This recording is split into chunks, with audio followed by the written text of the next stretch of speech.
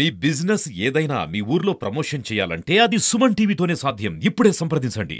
ప్రాంతాలతోటి పేర్లు వస్తూ ఉన్నాయి. టీమ్స్ వచ్చి క్రీడా స్ఫూర్తితో ఆడుతూ ఉన్నారు, ఐక్యతను చాటుతూ ఉన్నారు. ఈరోజు దేశాల మధ్యన సత్సంబంధాలు నెలకొల్పడానికి క్రీడనే ఒక వేదికగా తీసుకుంటూ ఉంటారు.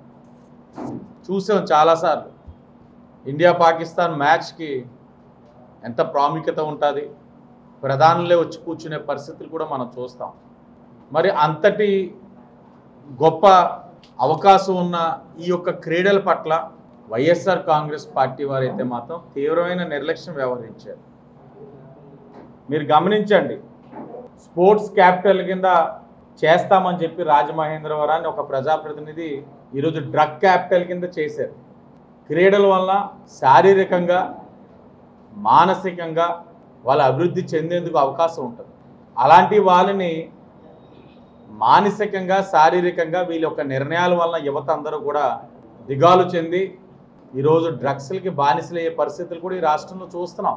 ఈరోజు వైసీపీ ప్రభుత్వం ఈ రాష్ట్రానికి కానీ ఈ నగరానికి కానీ క్రీడారంగం పరంగా ఏం చేశారన్నదైతే మాత్రం నాకేం అర్థం కావట్లేదు. టీడీపీ హయాంలో సుమారు 11 కోట్లతోటి అడ్మినిస్ట్రేటివ్ శాంక్షన్ అయ్యి నిధులు తెచ్చుకొని పూర్తి చేసుకోలేని పరిస్థితిలో ఉన్నాం. మేము తెచ్చున్నాం, మీరేం చేశారు? 5 సంవత్సరాలు అసలు 11 కోట్లు ఎక్కడున్నాయి? 5 సంవత్సరాలు ఏం చేశారు? నిద్రపోయారా? ఈరోజు వచ్చి మీరు కబుర్లు చెప్తా ఉన్నారు, యువతకు అది చేస్తాం ఇది చేస్తామని. ఎవరు నమ్ముతారు ఇలాంటి పరిస్థితుల్లో? ఏకేసీ కాలేజ్ సమీపంలో 5 కోట్ల రూపాయలతో మంజూరు చేసిన ఒలింపిక్ స్విమ్మింగ్ పూల్ నిర్మాణాన్ని ప్రభుత్వం ఎందుకు ముందుకు తీసుకెళ్ళలేకపోయింది? ఈరోజు స్పోర్ట్స్ డిక్లరేషన్లో భాగంగా తప్పకుండా ఆ స్పోర్ట్స్ కాంప్లెక్స్ ఏదైతే ఉందో విఎల్పురం లారీ స్టాండ్లో కానీ, అలాగే ఏకేసీ కాలేజ్ దగ్గర Olympic standards indoor swimming pool ఏదైతే ఉందో, ఈ రెండూ కూడా అధికారంలో వచ్చిన సంవత్సరంలోనే పూర్తి చేసే బాధ్యత తెలుగుదేశం, బీజేపీ, జనసేన మేము తీసుకుంటాం. ఇంకొక అంశం, మేము ఆరోగ్యకరమైన రాజమహేంద్రవరం కోసమని డిక్లరేషన్ ఇచ్చిన భాగం ఏదైతే డిక్లరేషన్ ఇచ్చున్నామో అది స్పోర్ట్స్ కూడా ముడిపడి ఉంది. ఆరోగ్యకరమైన రాజమహేంద్రవరం కోసం అని చెప్పి మేము ఇచ్చిన డిక్లరేషన్లో పారిశుధ్యాన్ని ప్రక్షాళన చేసి సరి చేసుకుంటామని చెప్పాం. ఇంకొకటి, మలేరియా డెంగీ రహిత రాజమహేంద్రవరం కోసం కృషి చేస్తాం, ప్రణాళికబద్ధంగా వెళ్తామని చెప్పాం. మూడవది, నాణ్యమైన త్రాగునీరు సరఫరా చేసే కార్యక్రమం తీసుకుంటామని చెప్పాం.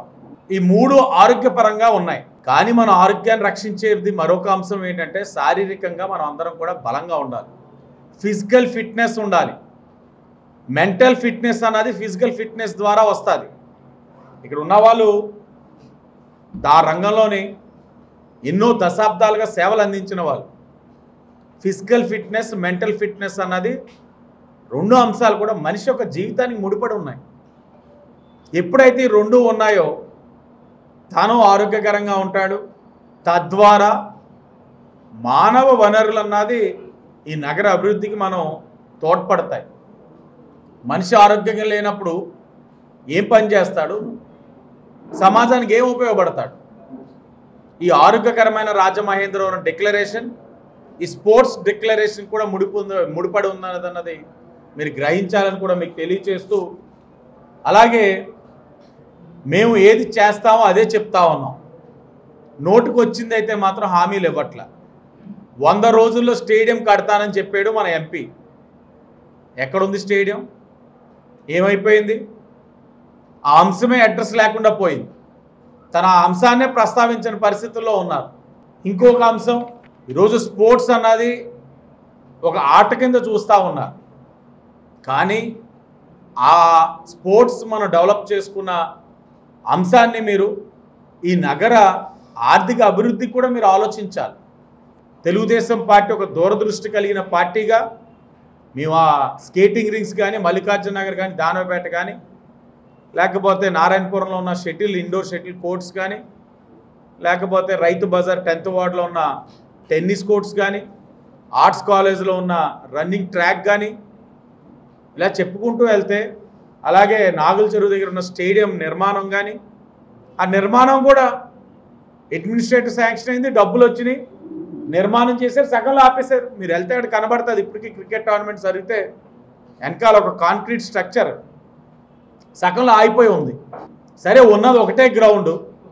దాంట్లో మొన్న మీరు చూసారు, సోషల్ మీడియాలో హల్చల్ చేసింది. పక్కన ఎవరో వర్క్ చేసుకుంటున్నారంట కాంట్రాక్టర్.